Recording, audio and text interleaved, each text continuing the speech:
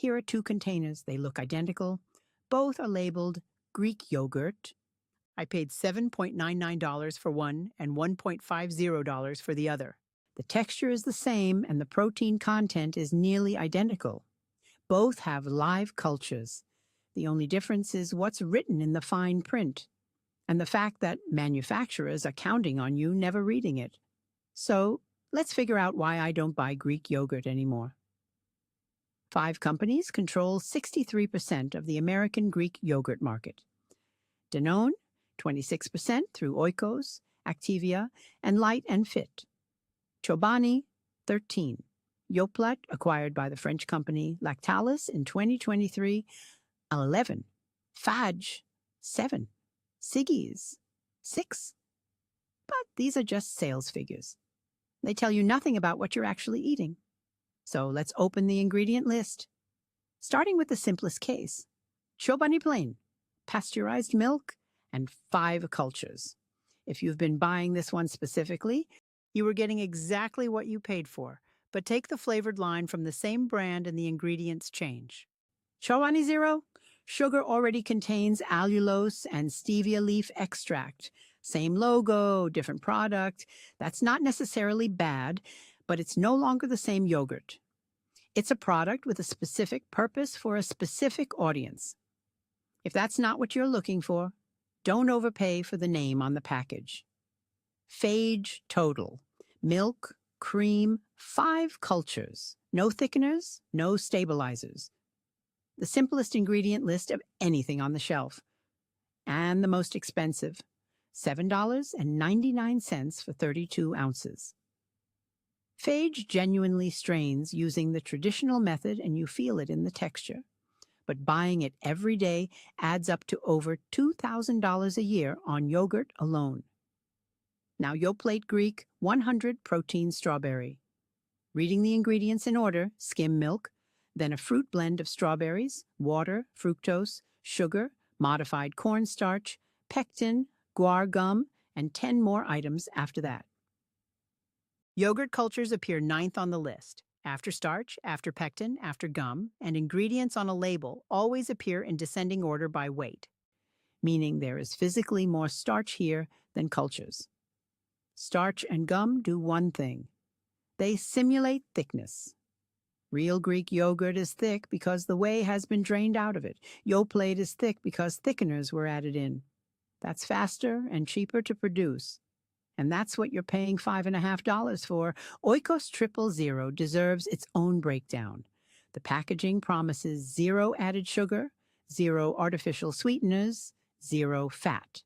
But the ingredients include chicory root fiber and stevia leaf extract. Chicory root fiber is technically not sugar, but it is a fermentable prebiotic, and in people with sensitive digestion, it ferments directly in the gut, hence the bloating and discomfort. Marketing says 0, but 0 doesn't mean neutral for everyone. The brand summary comes down to this: Chobani plain and Fage plain. Milk and cultures, nothing extra. Everything else on the shelf is either thickeners substituting for real straining or marketing constructions with ingredients worth reading carefully. And all of it costs between $5 and $9 a jar. Now for what actually separates Greek yogurt from regular yogurt. One production step: straining. Every yogurt starts the same way. Milk is heated to denature the proteins and destroy unwanted bacteria, then cooled and inoculated with live cultures. The cultures are live bacteria that convert lactose into lactic acid. It's the lactic acid that gives the tangy flavor and causes the milk proteins to coagulate into the gel structure we call yogurt. After that, regular yogurt goes into packaging. Greek yogurt gets strained. The liquid portion, the whey, is drained through cheesecloth or specialized filters. This concentrates the protein and fat, removes some of the lactose and sugar, and produces the thick, creamy texture. That is why Greek yogurt costs more than regular yogurt. From 1 gallon of milk, you get roughly half as much Greek yogurt as regular. The rest goes out as whey. More milk per serving means higher production cost, means a higher price on the shelf.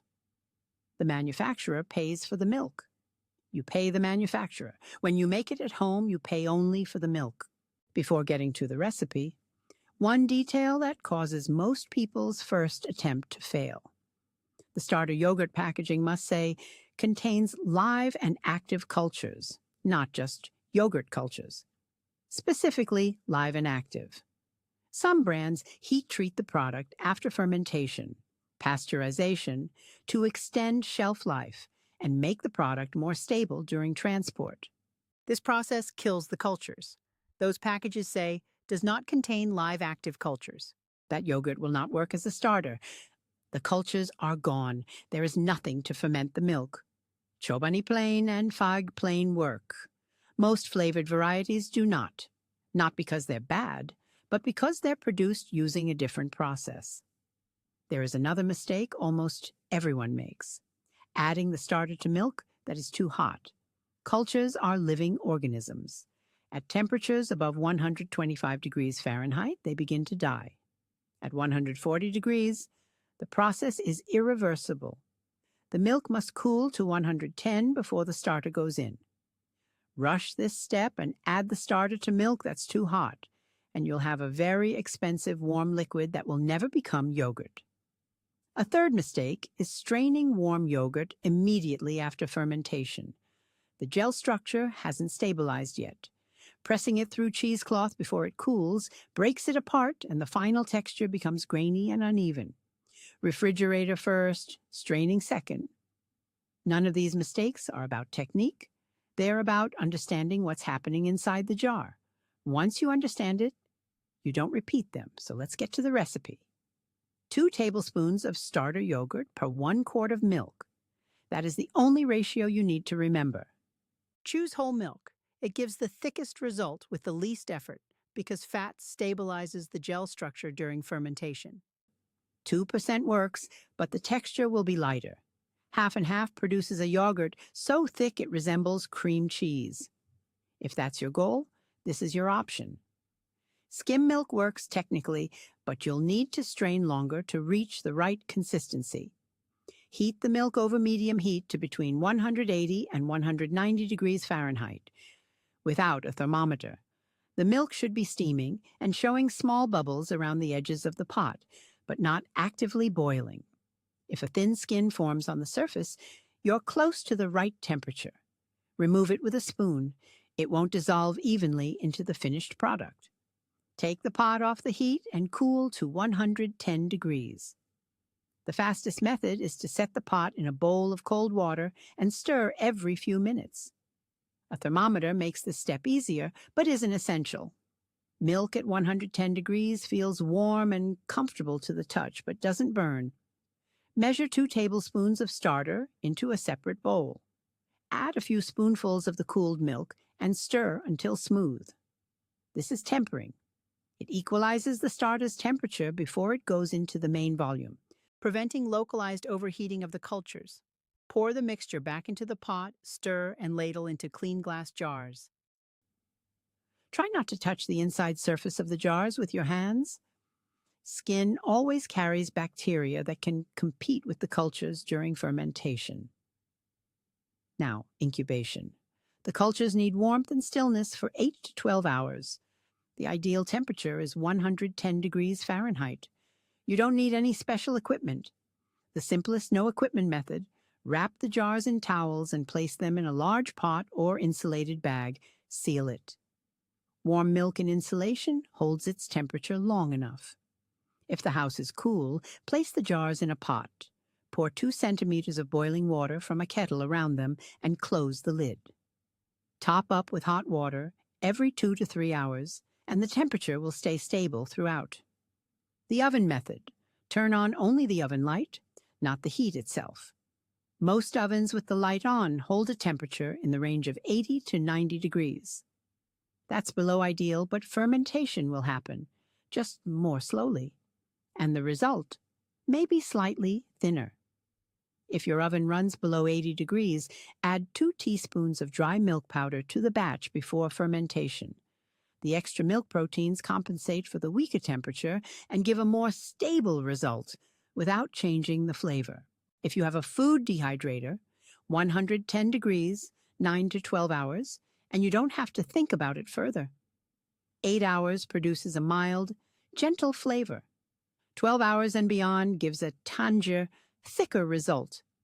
After fermentation, put the jars in the refrigerator for a minimum of 4 hours, ideally overnight.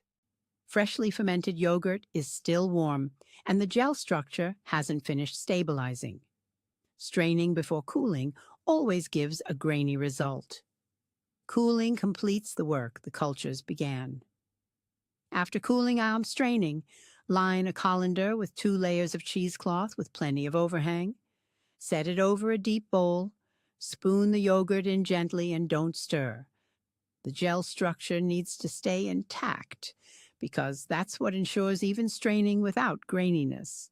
Fold the cheesecloth edges over the top and place in the refrigerator. 20 minutes. Thick yogurt, softer than store-bought. 1 to 2 hours. The texture of classic Greek yogurt. 3 to 6 hours. The yogurt holds its shape on a spoon and resembles cream cheese.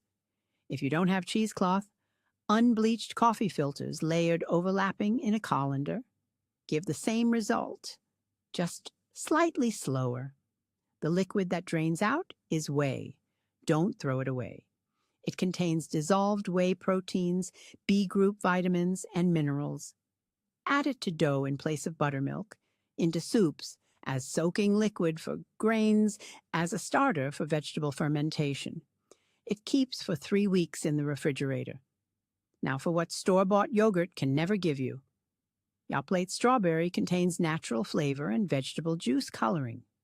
Natural flavor is a legal definition that permits the use of chemical extracts of plant or animal origin that reproduce the smell of a product. This is not strawberry. It is a chemical reconstruction of how strawberry smells. The difference in taste between that and fresh strawberries is the same as the difference between a photograph of food and the food itself. If you want vanilla yogurt, take a vanilla bean, split it lengthwise, scrape out the seeds, and stir them into a portion of finished yogurt. A quarter bean per 150 grams is enough. If vanilla beans aren't available, standard vanilla extract, 1 teaspoon per serving. Avoid vanilla powder. It adds bitterness and changes the texture. If you want fruit yogurt, don't mix the fruit directly into the jar before storing.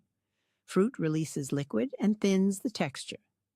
Put the fruit at the bottom of a bowl and spoon the yogurt on top right before serving. Fresh strawberries, sliced cherries, mango, peaches, whatever you have on hand. If using canned fruit, drain the syrup first. The difference between this and a jar of Yoplait is noticeable from the first spoonful. Now, the numbers that matter. Homemade Greek yogurt from whole milk after 2 hours of straining, 18 to 20 grams of protein per serving, natural lactic acid as the only acid, live cultures from a minimum of 5 strains. Cost per serving, under 30 cents. Yoplait Greek, 100 protein, 11 to 15 grams of protein, modified cornstarch, pectin, guar gum, artificial sweeteners, acesulfame potassium, and sucralose. Yogurt cultures, 9th on the ingredient list. Cost per serving, 80 to 90 cents. You are paying 3 times more for a product with less protein, artificial sweeteners, and thickeners in place of a real production process. 2 tablespoons from a finished batch become the starter for the next one. You no longer buy starter, and after a few batches, you no longer buy $7 Greek yogurt, 1 gallon of milk, $4 instead of $28. That's the whole math.